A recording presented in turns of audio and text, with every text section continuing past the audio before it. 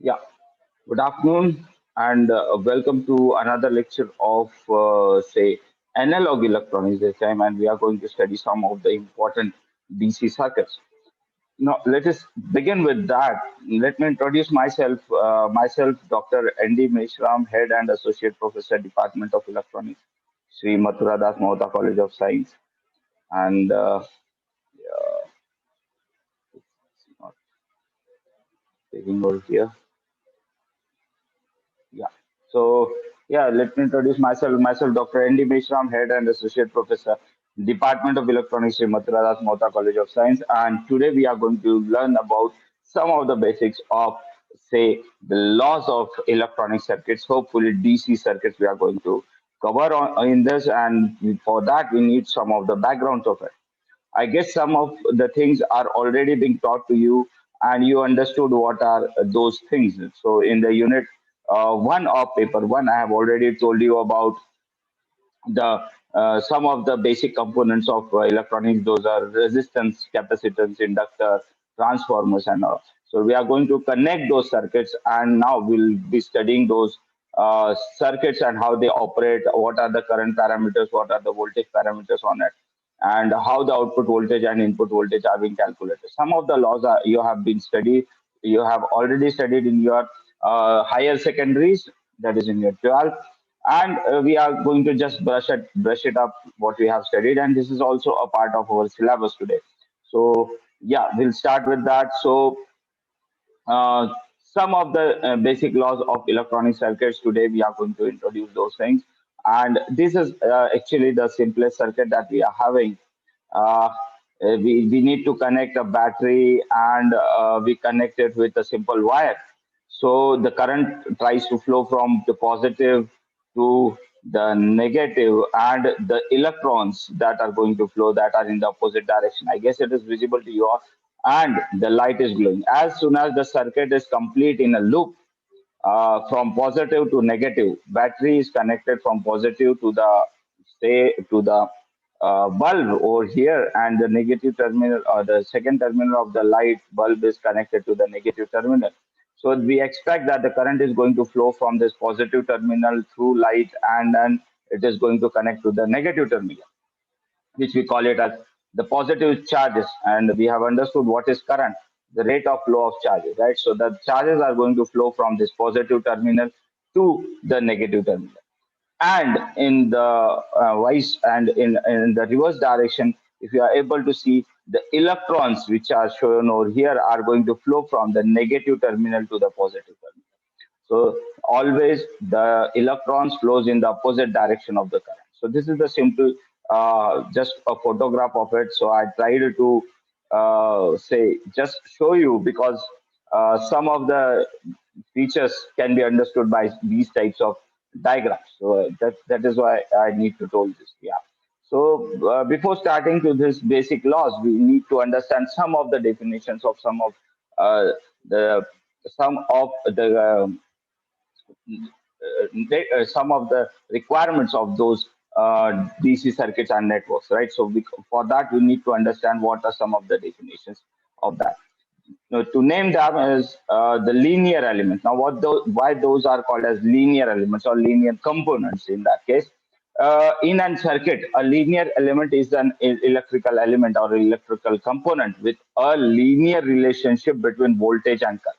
So remember this, whenever we have a component and it is showing you a linear type of relationship, I'm going to tell you that I need to show you the diagram of it. So in that form, if it shows a linear relationship with voltage and current, then that particular component is known as a linear element. Now we have already studied the resistances, the capacitances, and inductors and transformers. Now these are some of the examples are of linear elements. Yes, of course, resistors are supposed to be the most common example of linear element because it shows a linear variation with respect to voltage and current. So as you go on increasing the voltage through a load resistance, automatically the current through it is also going to vary, which implies that it is having a linear relation. It is not having a non-linear relation like the semiconductors and all. So those components, any components, means we have explain few of them. So if there are some more components which are showing the linear relationship between the current and the voltage, then uh, those components are called as linear components, right? Non-linear elements. A non-linear element is one which does not have a linear input or output relationship, like a diode. So diode does not show the linear relationship with voltage and current. That means that if you increase the voltage, the current will not increase, right? So that is how it is being say correlated with that. So those elements, those components which does not show the linear relations of voltage and current are called as non-linear elements. And most of the semiconductor circuits, most of the semiconductor devices have non-linear sort of characteristics in that. So yeah, and in that we are having some more elements or some more components which we call it as active elements or active components. Now what are those active components? Active means the components which are capable of generating electricity on their own are called as the active components, right? So they are going to produce the electrical energy or say some sort of energy on their own without the external energy being given to them. Then those particular elements are called as say the active elements. Now like batteries, generators, transistors, operational amplifiers, vacuum tubes, etc. These are some of the examples of active elements. Now all sorts of semiconductors are being dropped under this category, which we call it as the active element, right? So these elements which generates or produces electrical energy are called as active elements. Now there is one more that is called as the passive elements. Now these passive elements, which are the opposite of active elements, which are not going to generate any electricity, but they require energy for performing their tasks. So those are called as the passive elements, like capacitors, resistances, inductors, and say transformers. So they will be requiring external power supply to energize them, and that is why they are called as passive elements. Active elements, in the other hand, are those elements which are supposed to generate electricity, right? Generate electricity or electrical energy, which because of that only they are called as active. So these are the four components which are essential to understand the network theorems or say the circuits. So linear circuit, linear elements which shows the linear relationship between voltage and current. Non-linear, which does not show the linear relationship between voltage and current. And active elements which are capable of producing electricity are called as the active elements. And the last one are the passive elements, which are not capable of generating, but they require external energy source for uh, generation of energy, right? Or say for their working purpose, they require other energy sources, right? So that those are called as passive elements, and resistors, capacitors, inductors are the examples of passive elements. Yeah, some more definitions are there. In unilateral elements, voltage current relations is not same for both the directions, right? So unilateral elements are means diode. Unilateral means in both the direction, meaning in forward bias and in reverse bias. Those are called as the unilateral elements, right? So a diode does not show same characteristics in forward bias and same as it shows in the reverse bias. Say when the battery is connected in the opposite polarity, it will show some other characteristics, and if you connect it in forward bias, the battery, if you reverse it, then it will show you the connections in other directions, right? So these are called as unilateral elements, which are not going to show same type of characteristics in both the directions, right? So those are called as unilateral elements, whereas bilateral elements are where voltage and current relation is same for both of the directions. So even if you change the polarity of the battery, the components are going to show you the same relationship, whether you connected to the positive and negative or negative to positive. So it is going to show you the same relationship as in the case of resistance. So resistance does not have actual resistance does not have any sort of polarity. So you can connect in any way. So resistance have no polarity. That implies that it is a bilateral element because as since it is going to give you the characteristics in both the direction. If you connect it in forward or reverse bias, the characteristics are going to be same. Voltage current characteristics. Basically, we are dealing with this only. So we are going to work on voltage and current. So as you go on increasing the voltage, the current, what are the characteristics shown by the current? Right? When the voltage is increased across a component, the current through it is how are the possibilities of current flowing through it. So that is called as the characteristics, or we call it as a VI characteristic. V stands for voltage, I stands for current. VI characteristics of any of the elements. Right. So yeah. So the voltage generated by the source does not vary with any circuit quantity, right? So the voltage is constant, which is generated by any source. It is only a function of time. Such a source is called as an ideal voltage source. So if source we are having a voltage source, and if it is connected to a circuit and the voltage of that particular source remains constant, right? Ideally it should remain constant, it should not change.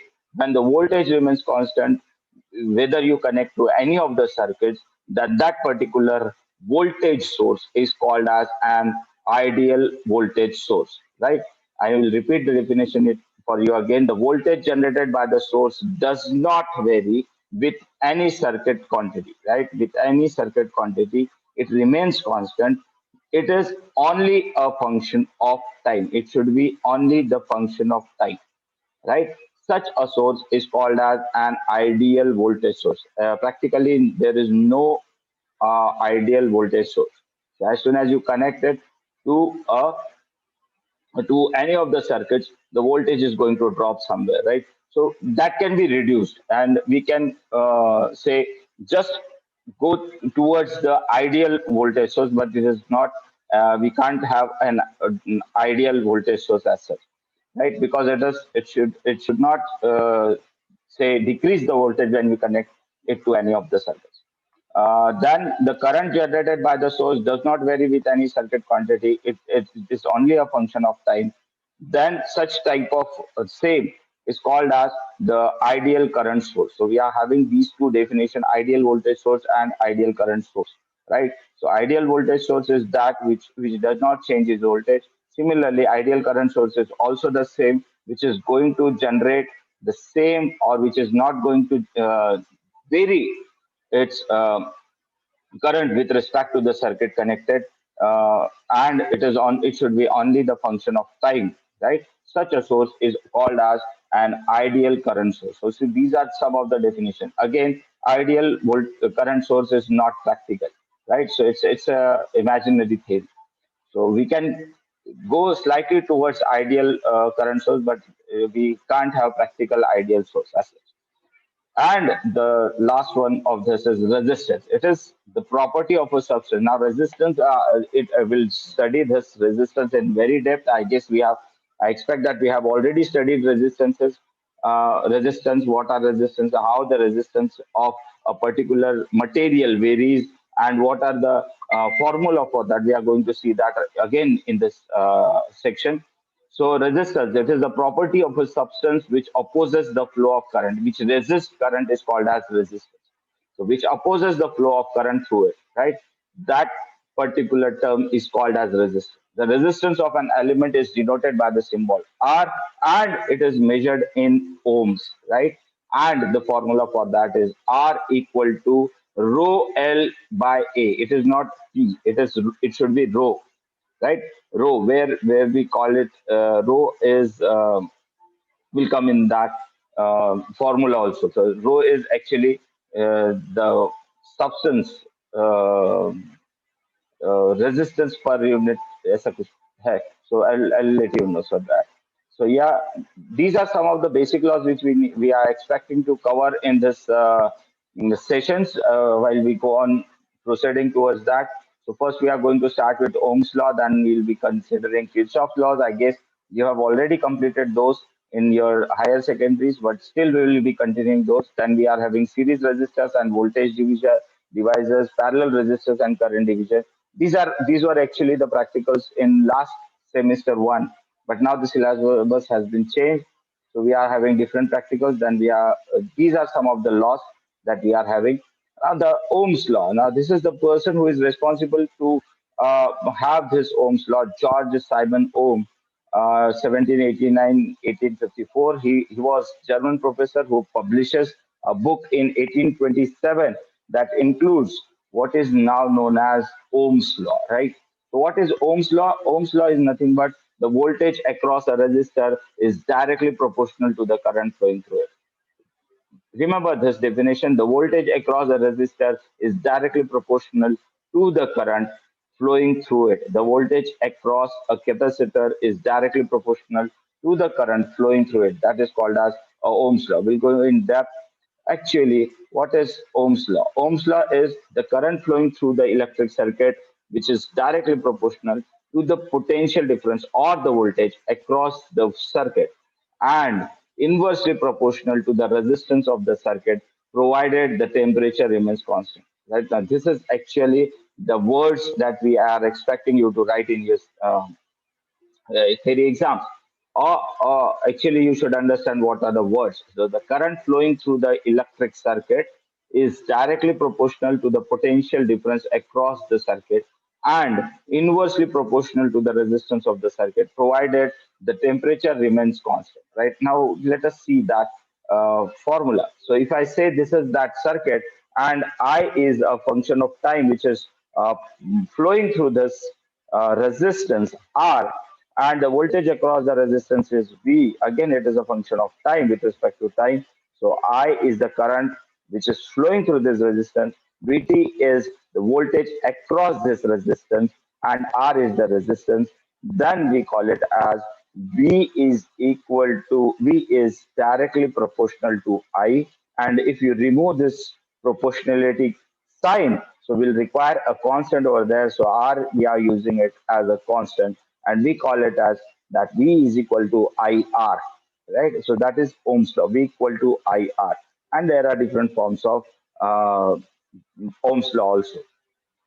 I equal to V by R, or say R equal to V by I, and in that case, same. So we need all these expressions because we are going to solve those network theorems, and we are going to find out how much current is flowing through a particular resistance or not. So for that case, we are requiring this formulas. Those are Ohm's law, that V is equal to IR. But this formula, V equal to IR, is not say does not applies to diodes or semiconductor devices. They are different. So for say passive components, they are having a similar nature, and as far as we are using the DC voltage. So the current flowing through any of the resistances will remain same. Why we have drawn resistance over there? We have a circuit, and every circuit has its own resistance. We call that as the resistance of the circuit. So we are replacing that circuit by that particular resistance of that circuit, and we call it as the resistance R. So in that case, you should take it like if there is a circuit and which is having a resistance R over there, and we are connecting, and how much current is supposed to flow through that circuit, right? When we apply this voltage across that circuit. So this is actually the resistance of that circuit. Now, the definition, I'll repeat it for you again. The current flowing through the electric circuit, which is directly proportional to the potential difference or the voltage across the circuit, and inversely proportional to the resistance of the circuit, provided the temperature remains constant, because the temperature is a parameter which changes the rate of flow of charges or the current, right? So that is why it is written that if the temperature remains constant, then only we are expecting that the current should be directly proportional to voltage and inversely proportional to the resistance of that circuit, right? So these are the formulas. Then, yeah. So some of the basic laws in which we were studying Ohm's law. So Ohm's law, which I told you that it is directly proportional to mean directly proportional means a straight line relationship. Now this is what we call it as a linear relationship. When I say voltage, I have taken it on say y-axis, and current we are taking it on say x-axis. And this green line, which is representing over here, this forms a linear relationship. When I say that it is linear, means that as you go on increasing the voltage, the current is also going to increase in the same fashion, and this is called as a linear relationship.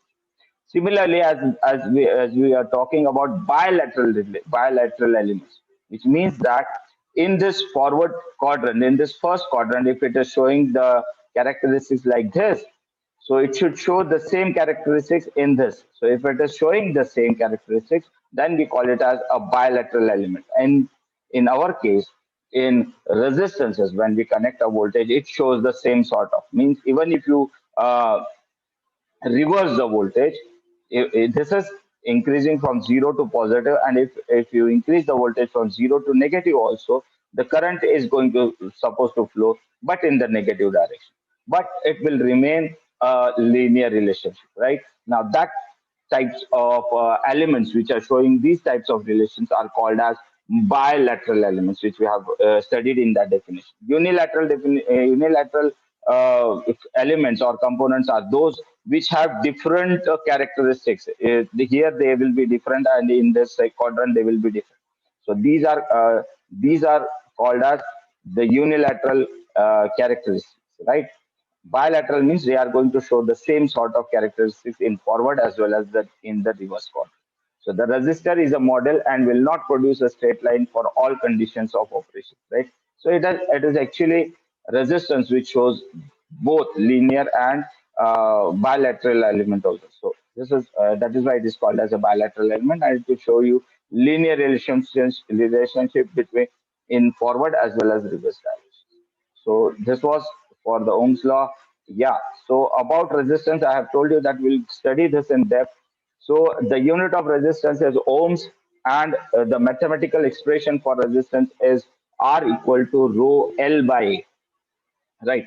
So rho L is the length of the conductor, that is in meters. A is the cross sectional area in meters square, and say rho is resistivity per meter. Right. So it is ohm meter. Ohm meter. The unit is ohm meter. The resistivity of a substance or a material in that particular length of wire is called as the rho. So resistivity of that wire. So R equal to rho L by A, and which decides how much resistance it will have. Right. So this is with what we have already studied in the last classes while we were studying that. And we remember that the resistance has unit ohms. The reciprocal of resistance is conductance. I have already taught you this. At one time, conductance commonly had units mho, means ohms, the opposite of ohms will be mho, reciprocal of ohm, right? So resistance, the next definition is conductance. So resistance, conductance is the reciprocal of resistance, and we call it as the conductance. The reciprocal of resistance is called as conductance, right? At one time, conductance commonly had units mho, and it is spelled backwards of ohms. In recent years, the units of conductance has been established as Siemens. अभी हम लोग इसको Siemens करके बोल रहे हैं. And we express the relationship between conductance and resistance as, ऐसा करते हैं हम लोग G से represent करते हैं. So G is equal to 1 by R, right? The unit of it is now Siemens, right? Earlier it was Morse, right? So, yes, we are writing it as AS now. We will see later that when resistors are in parallel, it is convenient to use equation to calculate the equivalent resistance. So, yeah, of course, we are going to study this resistances in connection in parallel. I told you already that we have studied this. So again, we have to just see this example. Now let us assume this. This is AC signal. This is showing you a AC wave over here. So implies that it is a AC signal. It is having 115 volt RMS, root means square value, and it is AC, and it is supposed to flow through this resistance, that is R, uh, which is nothing but a 100-watt light bulb. So what is expected, that how much resistance will it have? So determine the resistance of 100-watt bulb. So bulb is having its own resistance. Now we need to calculate. Now that 100 watt is nothing but the power of that bulb. So how much power? And power is the product of voltage and current. So here we have tried to show you P is equal to the product of voltage and current, which implies that we'll be having voltage and current. And we can have different forms of that expression for power is V square by R, similarly I square by R. These are different forms by using Ohm's law. So it can be written as P equals to V by I, or if you put I equal to V square, V by R will be having V square by R. Similarly, if you put V equal to IR, so it will be I square by R. So there are different formulas for power. So if you put V square by, if you use P equal to V square by R, then R can be written as V square by P. And if you are able to see 115 square by 100, that is the power of that watt light bulb over there. So 115 square by 100, right? So that will give you 132.25 volts. This is how we are supposed to calculate the resistance of a particular circuit, or say in that case the resistance, or say now in this case we are considering a bulb over there. So 100-watt bulb is having a resistance of around 132.25 ohms. If you connect 115 AC 115 volt AC voltage over there. So this is one example. Let us try for the another example. Yeah. Now these are some more definitions which are required for this. I guess we won't be able to continue with this because I need to show you this. So these were nodes. Any point where two or more circuit elements are connected together are called as nodes. I guess we will be summing this up today. Today it will be more than enough for us to continue. So yeah, uh, so let us begin with what we have started today. Today we have started with paper one, unit two. Those were the circuits, and we need to study some of the basic laws of, say, basic laws of electronic circuits over there. And we will be studying more about this in the coming classes. So we have started with this basic laws of electronic circuit. I have shown you this is the simple circuit that we used to connect. That is the battery and a bulb. The current is going to flow from positive to negative, whereas the direction of flow of electrons will be opposite to the direction of the flow of current. We have studied some of the definitions where linear elements and non-linear elements. I expect now we have understood what are linear elements, which are going to show you which are going to show you the direct proportion of voltage and current. Right? Those are called as linear elements. Resistor, capacitor, inductor, and transformers are supposed to be linear elements. Similarly, non-linear elements which does not show a linear relationship with of voltage and current when voltage is applied across it and the current flows through it. So that is going to vary, and therefore they are called as non-linear elements. Active elements which are going to generate electricity or produce electrical energy are called as active elements. Then the passive elements, all elements which consume rather than produce energy, right? Which consume, uh, uh, except except generation. So those are called as passive elements. And yes, some more unilateral and bilateral. I guess you have understood now. As far as diagram, I have shown you the graph in which it was showing the linear relationship. The bilateral element, which shows both in both the quadrants, same sort of relationship. Those are called as bilateral. Whereas unilateral shows different types of characteristics in both the quadrants, positive as well as negative. Ideal voltage source we have studied, which does not vary with respect with any circuit, is called as the ideal voltage source. Similarly, current. ideal current source. Then we have studied resistance. Yeah, some of the basic laws that we are expecting to study. This is a person, German professor George Simon Ohm, which who was actually the originator of Ohm's law. And this was the Ohm's law. The voltage across a resistor is directly proportional to the current. And this is what we have studied now, the Ohm's law, in which V is directly proportional to current, that is V equal to IR. So this was the relation which I meant by using unilateral, bilateral, or in that case, linear relationship. Non-linear will be something different. So as you go on increasing the voltage, the current also increases. That is a linear relationship. Yeah. So this was the example of resistance, and how the resistance can be calculated by using this formula, R equal to rho L by A of any of the substance. And this was one of the example where we need to calculate, conductance. Here we have explained the definition of a conductance. So conductance is reciprocal of resistance, G equal to Y by 1 by R. Unit, earlier it was mho, now it has the unit as same as, right? So okay, then this was the example that we have studied, how we can calculate resistance of a 100-watt bulb, right? So this is a formula. This is again, power is the product of voltage and current, and voltage and current can be say written in different forms by using Ohm's law. So V square by R, I square by R, we can write anything.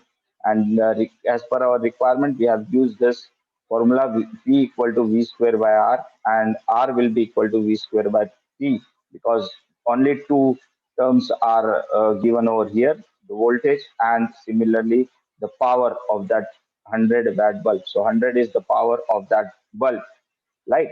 So R equal to V square by R, and if you put the values of those, you will be getting the resistance of that 100-watt bulb, right? So I guess you have understood what are the circuits, and in the next class we are going to study how we are going to connect those circuits, what are nodes, how we consider the loops, and all, how the resistance are being connected, and we need to calculate what are the currents, what type of currents are going to flow through that, right? So yeah, in the next class we will be doing that. In that we'll be studying what are nodes and what are the different circuits that we are going to connect, and what are the currents flowing through those resistors. Those are called as actually the network here, right? So thank you very much for joining the class. And if you have any questions, you can ask me on this. So I guess it is less than 1 minute.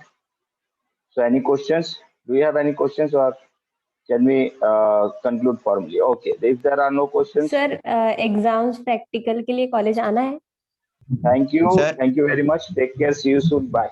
Good day. sir.